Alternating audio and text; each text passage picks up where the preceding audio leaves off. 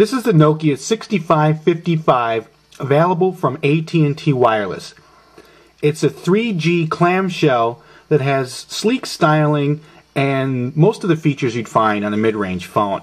Let's take a quick tour around the phone. It has a fairly sizable external display on the front. This display will show you your regular status indicators as well as alerts for new messages and serves as the viewfinder for the camera when taking self-portraits. Speaking of which, you can see the camera here on the front part of the phone. On the left side of the phone, all there is a PTT button as well as a volume toggle that doubles as the zoom key for the camera. There's a micro USB port for syncing data. And on the right side of the phone is the small pin charge port and 2.5mm headset jack. The back of the phone has nothing. But what you do notice is if the phone is opened, it has this design and it's one long curve. The hinge here is fairly seamless, and the design is a nice smooth arc. It kind of looks a little bit like a boomerang when open. Opening it up to take a look at the inside, has a reasonable sized keyboard, and the keypad was one of our favorite aspects about this phone. The D-pad is a nice size and a nice feel, and the action is very comfortable and lets you know exactly what you're doing with the D-pad as you interact with it. The nice size and lack of ridges is comfortable, and all the keys, including the keypad, provide nice feedback when used. The 6555 runs the third edition of the Series 40 operating system. Up here is a fully customizable shortcut bar that you can fill with applications, folders, or links to other services on the phone. And you can see here the animation and icons are nice and smooth as they slide past. If you want to access the music player, you can slide down here and hit the center of the D-pad, and you can also have a snapshot of your calendar and any notes you may have saved for yourself. The 6555 comes with a pretty decent music player. Going into the music folder here, you'll see a large number of applications. Now, most of these applications are browser-based and or things that you have to pay for, like XM radio. If you just want to listen to your tunes, just go straight on ahead to the music player. Jumping in here, you can see we have access to our artists, albums, and genres.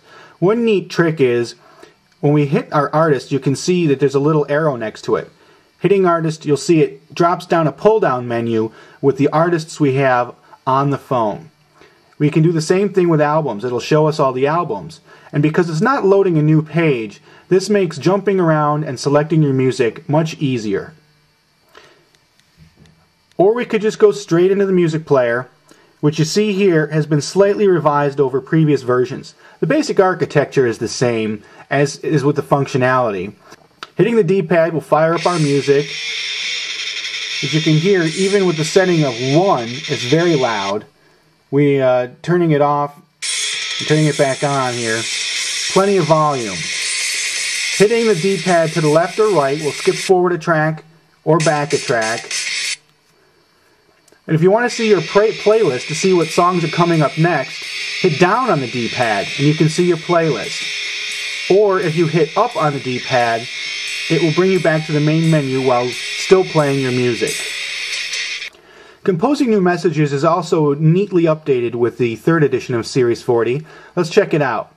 The first step is to add a recipient. So we'll hit Options, Add a Recipient. We want to add it to, we want to add it to a contact, we'll add it to send it to myself, and there we are, automatically inserted.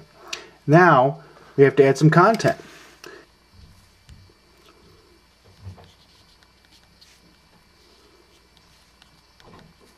Not bad for the phone scoop test.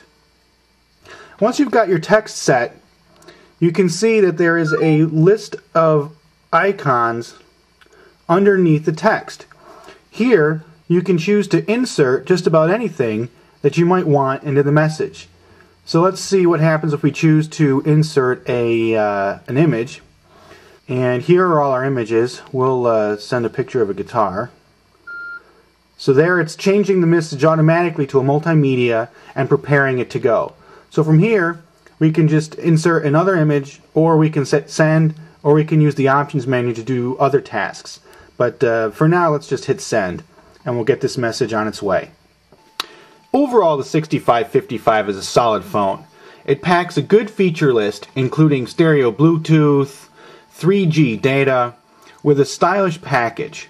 It has a solid music player, and though the camera and video and gallery applications aren't as good as we'd like them to be, it's still a solid choice for a feature phone.